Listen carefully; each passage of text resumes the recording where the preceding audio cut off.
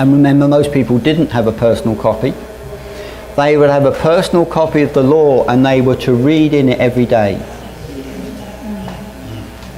And the only thing I can think is he didn't do that. Because if he did that, he would see what was going on.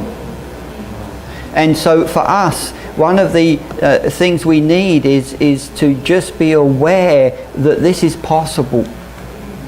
And to take it, therefore, we must pay closer attention lest we drift away. And be looking out for one another. It's probably not a problem today or tomorrow. You're in this school.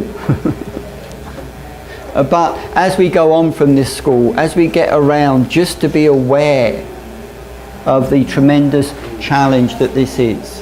Now, the next thing we read in chapter 2 following is about his humanity. And this is such a marvellous thing, because firstly you get full-on deity, and then you get full-on humanity. And this, of course, is the mystery of the incarnation. And we're going to break for coffee. And then we'll talk about this. Okay.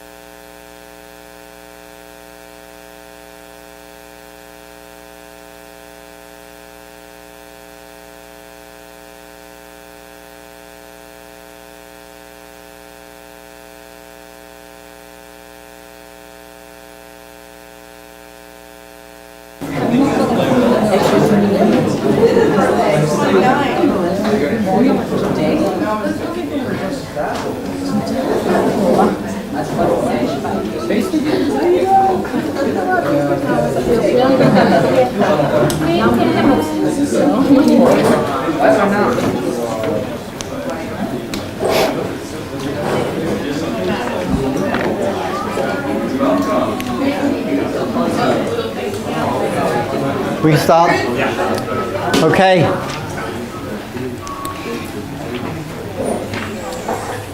As this word of exhortation has been unfolded, it would seem that it was really important to the preacher to help the listeners understand just the superiority of Jesus compared with the old, in the fact that here we have the very Son of God compared with prophets, however wonderful they were. But then he has to go on, he goes on to show that it isn't just deity, Son of God, but Jesus was a real human being, a real man, a real person. And the reason that is important is because he's going to show that Jesus is the superior high priest. And the high priest has to be human. Because the job of the high priest was to represent the people to God and the God to people. And for that to happen, the high priest had to be one of the people. And so he then goes on to talk about in the rest of chapter 2 how Jesus had to be a man, and you look at verse 14 to verse 14, the different reasons are given in that paragraph. One of the reasons we read that he had to be a human was so that he could die. He was going to be the spotless Lamb of God. He was going to give his life. He had to be a human. The high priest has to come from among the people. So you read this when it says, since therefore the children share flesh and blood, he himself likewise shares the same things, so that through death he might destroy the one who has the power of death, that is the devil.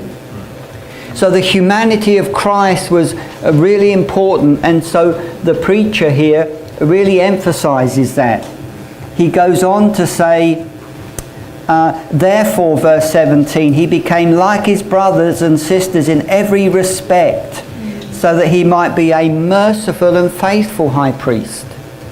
And the beautiful thing about this is that being human, the author, the preacher here says that he understands what it is that people go through.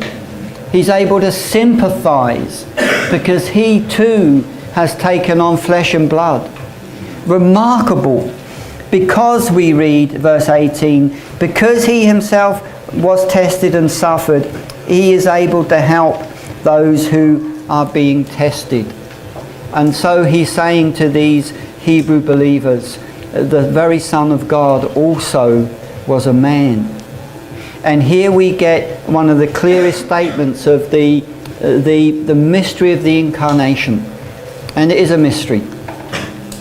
How God, the second person of the Godhead, became a man. And here we read one of the reasons was so that he could be a faithful high priest. Now, you'll see on the screen, that's not a mistake. When you come to Hebrews, there's a background that is understood. It's not explained. The author assumes that those who listen to this know what he's talking about. Therefore, he talks about the tabernacle, and he talks about the Holy of Holies. And you guys have done that, haven't you? You've looked at the tabernacle, yeah? You know that. But one thing we didn't do is look at the Day of Atonement. And I want you to turn to this, because this particular day is behind so much of what the author of Hebrews talks about. And so, real quickly, I want to just flip through this so that you know the main features of this day, and then you will see that the writer to the Hebrew refers quite frequently to this. Now, the Day of Atonement, this is really one of the big moments in the book of Leviticus. It's right there, kind of about halfway through. It's it's just before the transition into kind of the holy living thing. And it was a day when, excuse me, it was like the big national day where there was a national cleansing of sin. It was the only day that they had to fast, and it was a Sabbath. No work was done, and there was a special ritual that the high priest had to do. You remember that unfortunate incident with two of Aaron's sons, how they somehow did something wrong with the fire of incense and they became potato chips, you know, they called them. Bless them. It wasn't nice for Aaron. But, you know, they did something wrong, and it's on the back of that we read that God says to Aaron, you don't come into the Holy of Holies whenever you want. You come in one day a year. And when you come in, this is what you need to do. And so, just to remind you that that's a scale, that's a model of the Tabernacle. This, of course, is the place, the Holy of Holies, right there, you'll remember.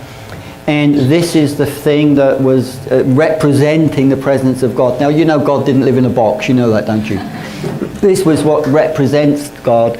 And the first thing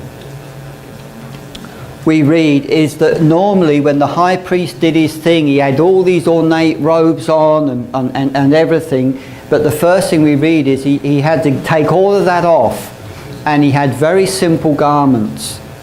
It was like, take away all of the refinery of the jewels and the breastplate, very simple garments. And he had to bring, we read, a bull for the sin offering. And it's important you understand that this particular sin offering wasn't for the people, it was for him. And it was for his house. Now, see, Hebrews talks about that. That was for him. And so that's for your viewing pleasure. The other thing happened was there had to be 2 goats. Nice, pretty goats. And these were for a sin. One of them was for a sin offering. And the other one was for, and it's translated in different ways. It's a rather awkward word, as Azazel or Azazel here. It's hard to know what it means because this is the only place that it appears. But it seems to mean something like the goat that goes away. And these goats are going to become a very powerful visual aid for the people.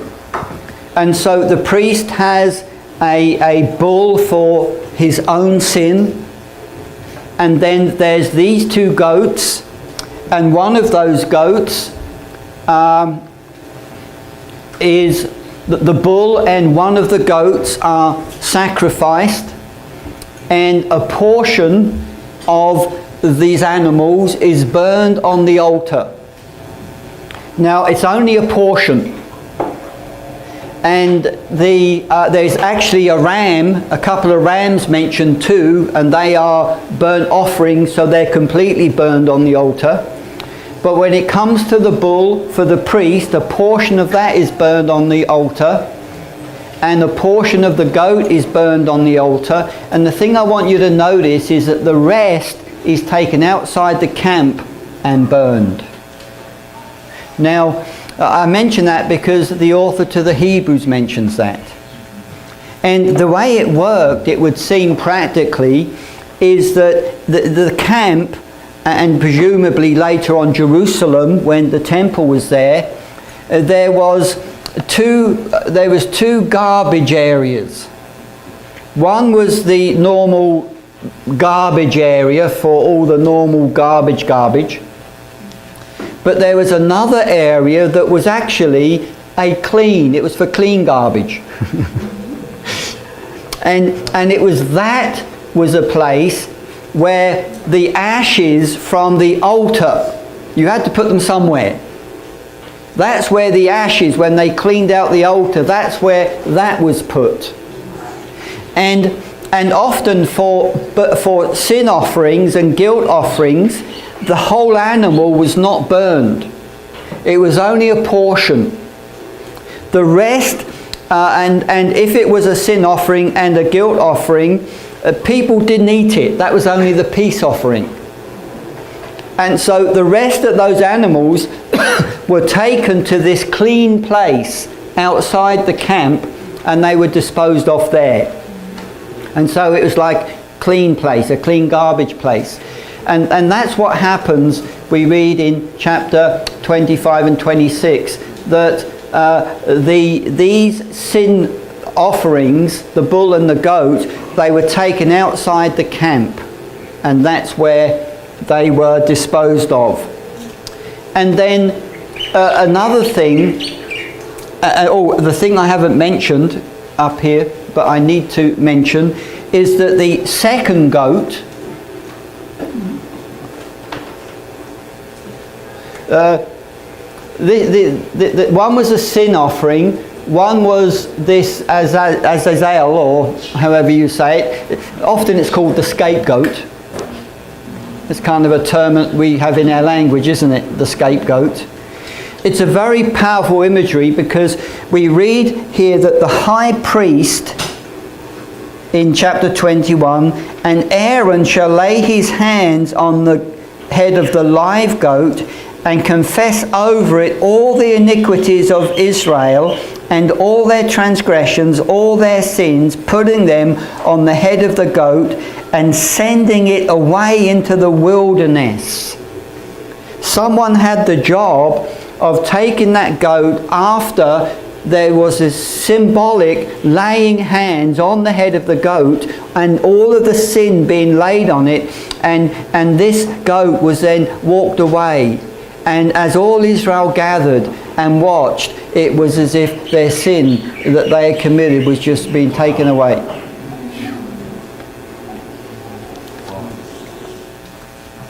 As far as the east is from the west, that far have our transgressions been taken from us. And we actually don't know what happened to this goat. There's all sorts of speculation that he was pushed off the edge of a cliff and just left to wander. But we don't know. But what we do know is that he was taken away into the wilderness, and then the man who did that came back. He had to wash his clothes, and that was a powerful statement of the cleansing that was happening on the Day of Atonement. And then finally we find at the end it was a fast day. The terminology in my Bible it says you shall deny yourself, and that means it's a day of fasting, but it's also a Sabbath day. And what it says, and it's very strong, it's a Sabbath of complete rest. And to me, this is again another statement, because Israel couldn't work. All they had to do was watch, because they were completely unable to do anything to find forgiveness before God. All they had to do was watch. And as they saw the smoke of the sin offering going up, and as they saw the goat being led away into the wilderness, and as they were there not working, not doing anything, it was a powerful statement that actually they can't help themselves. And we know exactly what that's talking about, don't we? As we are New Testament believers looking back. And so I want you to have that background as we continue looking now at wherever I was.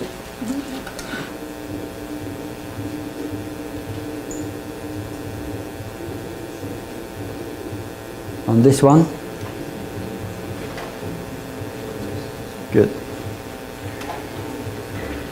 And so what he's going to do, if we come back to Hebrews, it's as if he wants to talk about Jesus as superior high priest, and he keeps mentioning it, then he gets sidetracked.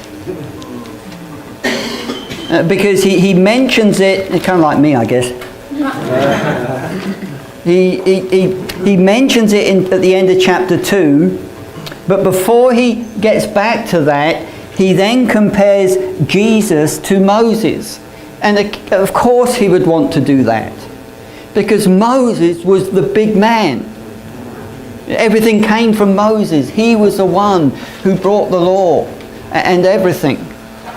And what he does is he shows that Jesus, that Christ is superior to Moses, both in his work and in his person.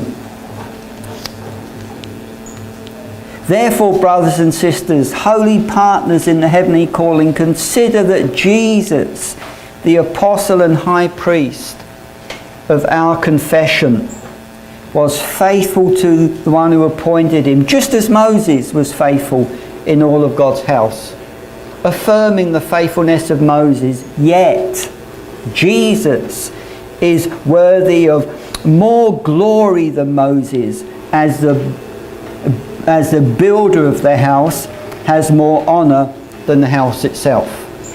So it's an illustration from architecture and building. You can see an amazing building. We see amazing buildings sometimes, don't we? Think, wow, that is remarkable. And then you think, wow. No, I actually had a strange experience. Unusual experience. I was actually driving through London, and I was riding through London. I can't quite remember what it was, whether I was trying to sleep or on the back seat, but I was just laying back and looking out and looking up. And what amazed me was the intricate beauty of so much of the buildings way up high. You know, it's not just a hole for a window. There's all this beautiful stuff around, and I'm thinking, wow, that's a beautiful house, but I wonder who did that. I wonder about the skills of the masons and the people who built that thing. Remarkable. And that's kind of like what he's saying. You know, it's a great house, but what about the builder? And so this comparison of Jesus having more glory than the house. And then he talks about the person and the work. Now, Moses was faithful in all God's house as a servant. But Christ, however, is faithful over God's house as a son. And again, a comparison there. Moses a servant, Jesus a son. And so you see what he's trying to do in this sermon. And then we go straight into another warning. And this is a really long one. And this is a warning. And what he does is he takes Psalm 95. Now, Psalm 95 is a fantastic psalm. It's one of those psalms that really begins like it's a psalm of praise. It's praising God for being creator and the great king and all those things, and it's praising God that he's our shepherd and he cares for us and we're the sheep of his hand and all this sort of thing. And you think that this is a really wonderful psalm, and you're getting all cozy and cuddly, and all of a sudden there's this big bang here. It says, therefore, the Holy Spirit says, today if you hear his voice, don't harden your heart. And the whole tone of the psalm changes, And what the author here is doing is he's taken that second part and he's referring to the incident that you read in Exodus. And you remember how in Exodus 17 they had come through the Red Sea, they come into the wilderness, they got hungry, chapter 16, and they complained and they got manna. And then the next chapter they complained because they were thirsty and they got water from the rock. And you're going to see in Numbers a similar incident in Numbers 20 where again they're thirsty, they complain and they get water from the rock again. And the thing that is a tragedy when you read this, it is not that they were thirsty. If you were, I don't know, a couple of million people walking through a wilderness desert, and you know, needing water is pretty basic, isn't it?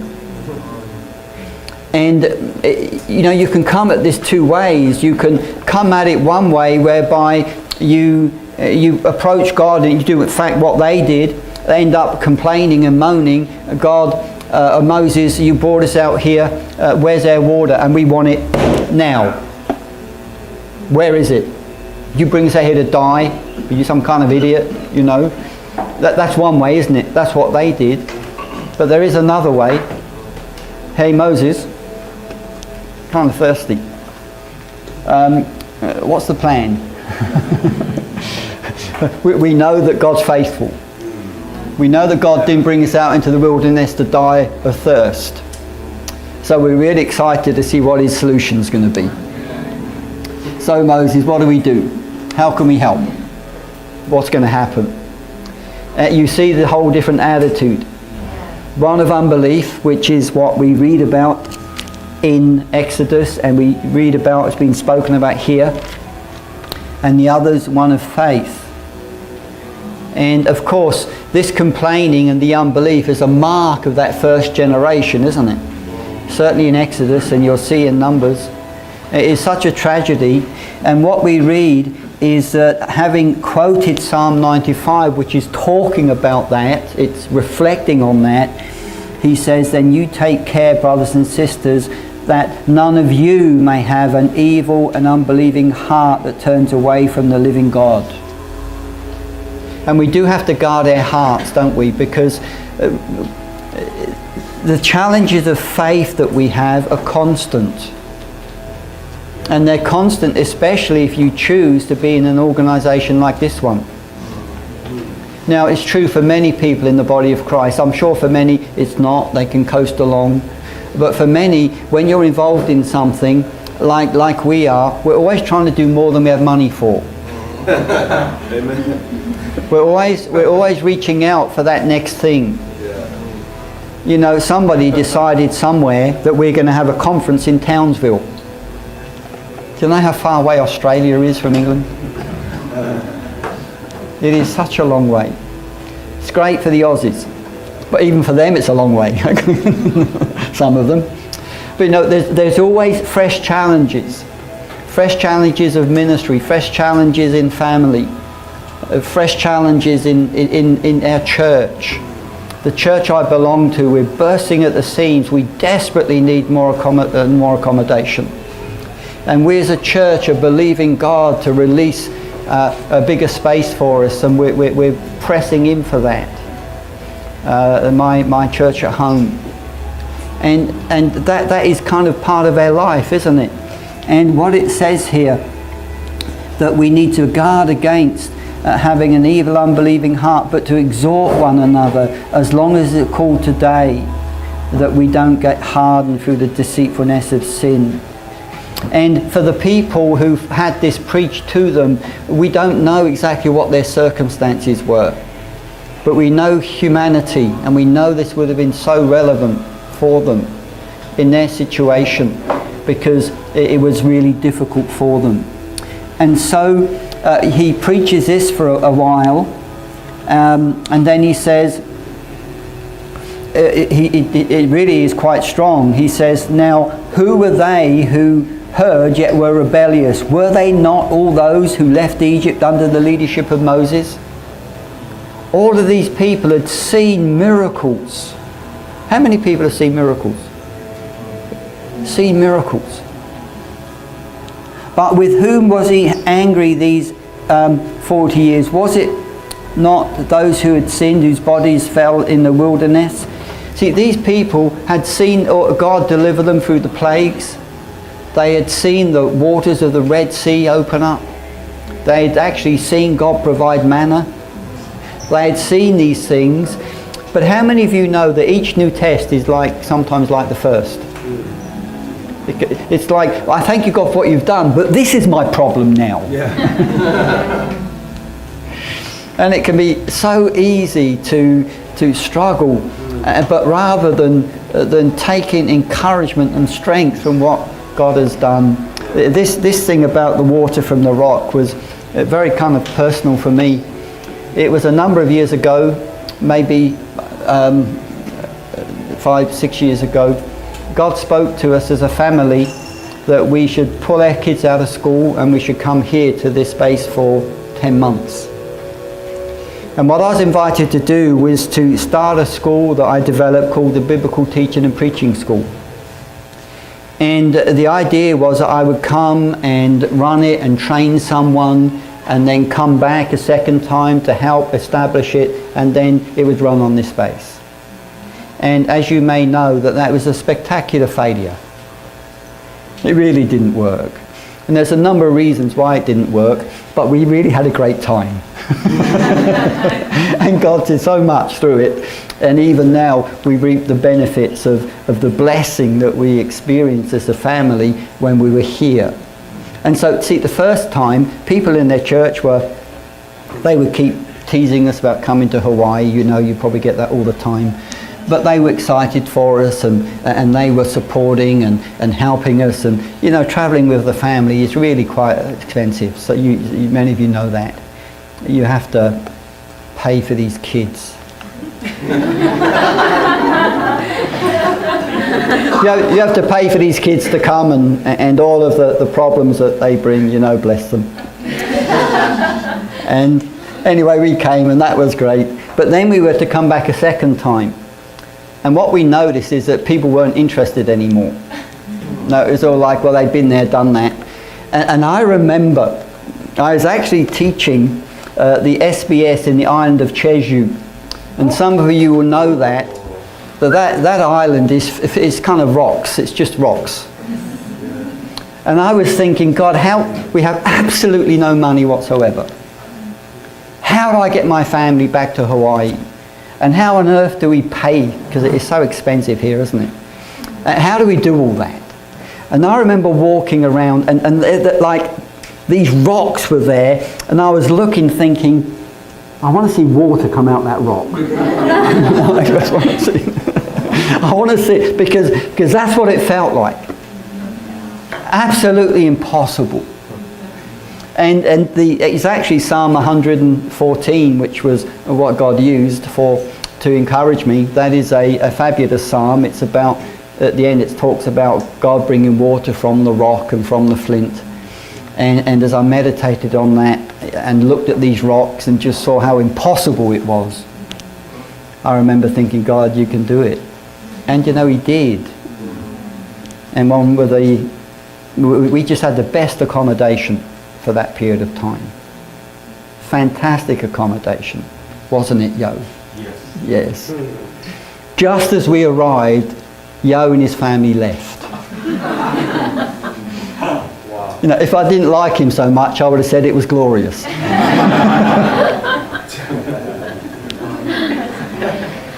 But you see, friends, the challenge of faith here that he's talking to them. He said, and this is so powerful, verse 19, so we see that they were unable to enter because of unbelief. And then what he does is something really interesting. And the reason he does this is because he speaks about rest in chapter 4, verse 1. Therefore, while the promise of entering his rest is open. You see, this term rest, one of its meanings has to do with them entering the promised land. And when you read Joshua, you will find that in Joshua it uses that language. You have come to your rest. This is the place that you have been looking for. So it's a term that speaks about inheritance. Their inheritance. While the promise of entering their rest remains, let us take care that none of you seem to have failed to reach it. Because he said, the good news has come to us just as to them, but the message they heard did not benefit them. Why did it not benefit those people in the wilderness? It didn't benefit them because it was not united by faith with those who listened. There was no faith. When the word of God came, there was unbelief. It's such a challenge for us that as we hear the word, that we let it be united in our hearts with faith. And then he complicates it. This is to me is a complicated passage. I don't know if you found it easy, because what he does is he ends up not just talking about rest being the promised land. He then goes back and talks about Genesis chapter 2, and he brings that in, verse 4.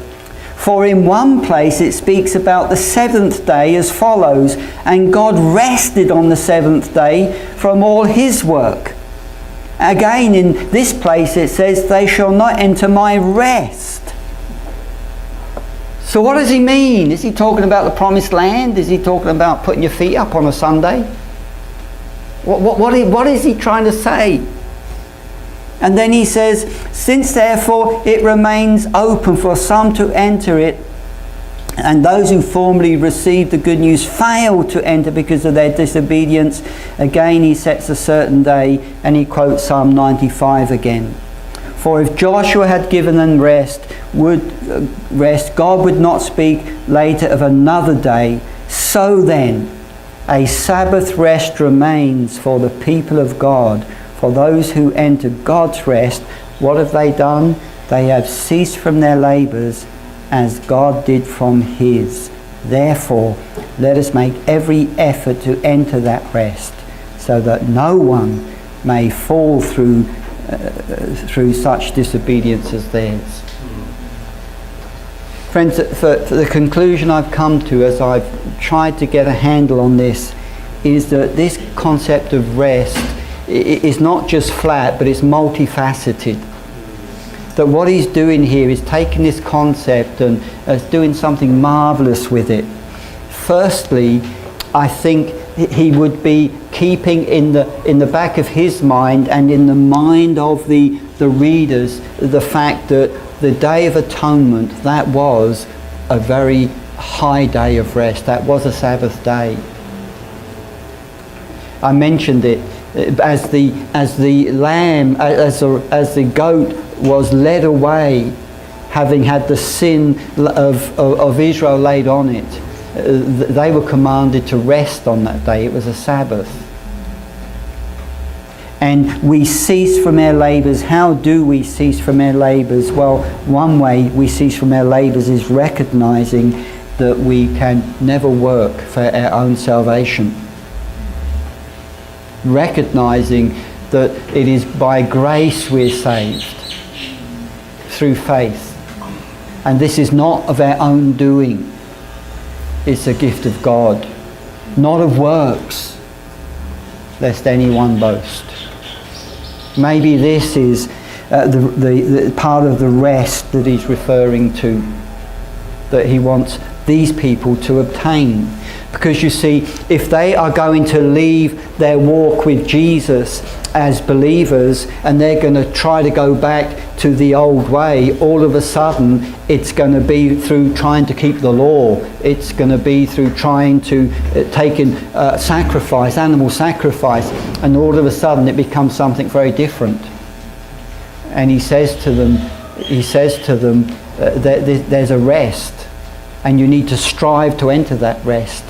You need to recognise and embrace and accept the finished work of Christ.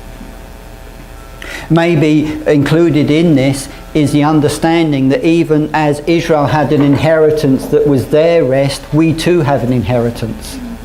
which is our rest. And that inheritance, friends, is the rest of heaven. Now, if you're young, you probably don't think of heaven too much. The older you get, the more you think about it. We just had, my mother and my brother died last year. And I remember talking to my brother as he was dying of cancer. And he said, "Philip, I'm thinking a lot about heaven." And you know, I bet he had. You think about these things. And as he was just there reflecting on his future. Now, what does a dying man think about as far as the future is concerned?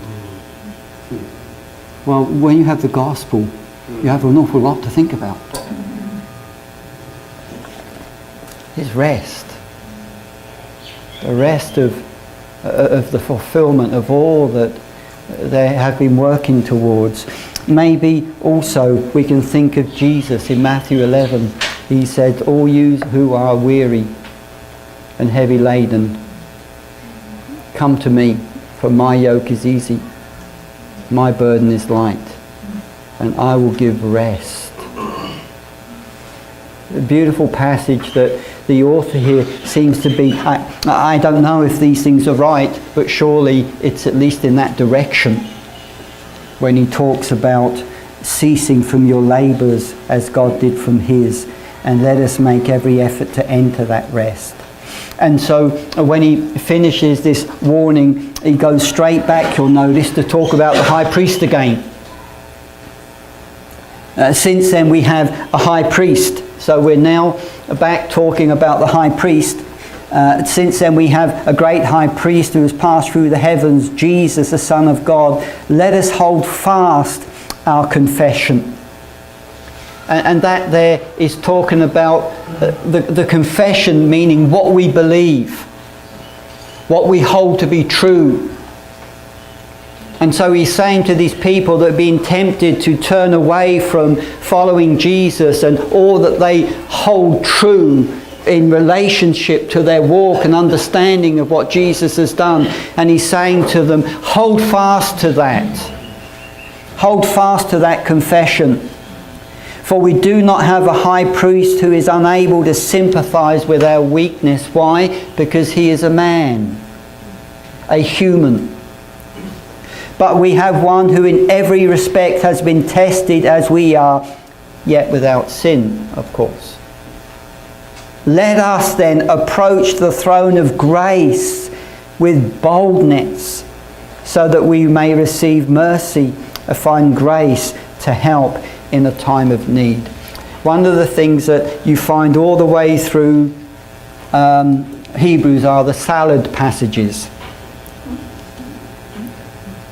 Lettuce. Okay, I just. Wow. Okay. All right. I just want to apologise for a really bad joke.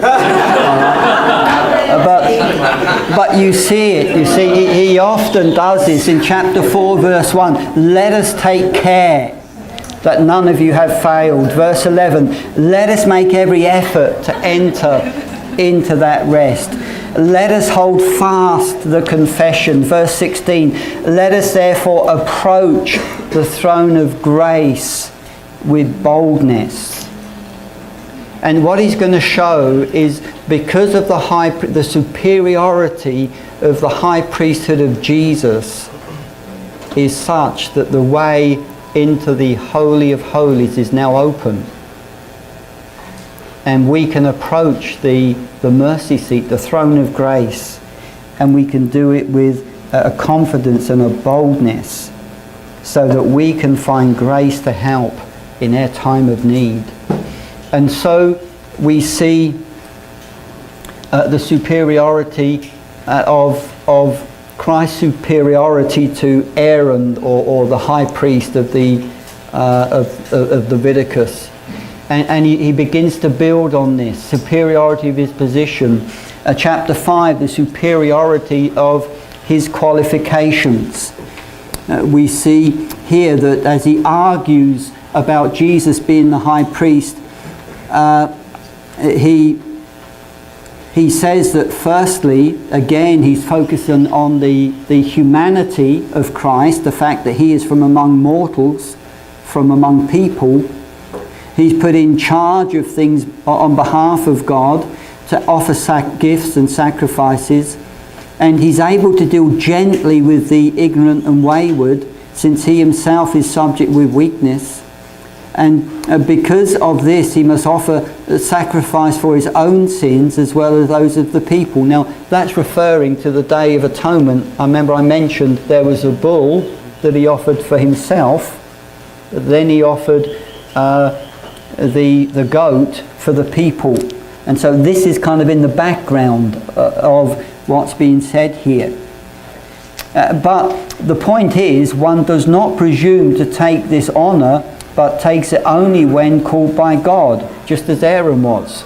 So, Aaron didn't go, oh, I'll be the high priest, I'll be the high priest, can I be the high priest? Oh yes, you can be the high priest. It was something that was, you would never volunteer for it, you're appointed to it. And what he's going to show is that is true for Christ too. But there's a difference. And the difference is that for Aaron, he was high priest and then he died. But for Christ, he was going to be a high priest, but he would live forever. And so you see here, and so also Christ did not glorify himself by becoming high priest, but was appointed by the one who said to him, "You are my son, today I have begotten you." That's Psalm 2:7 again. But then he refers to Psalm 110. As he says in another place, "You are a priest forever, according to the order of Melchizedek." So now he's introducing a whole new theme, and he's going to unpack that when we come to chapter 7, but he gets sidetracked again. But here he's simply saying that Jesus is a high priest after the order of Melchizedek. And in the days of his flesh, Jesus offered up prayers and supplications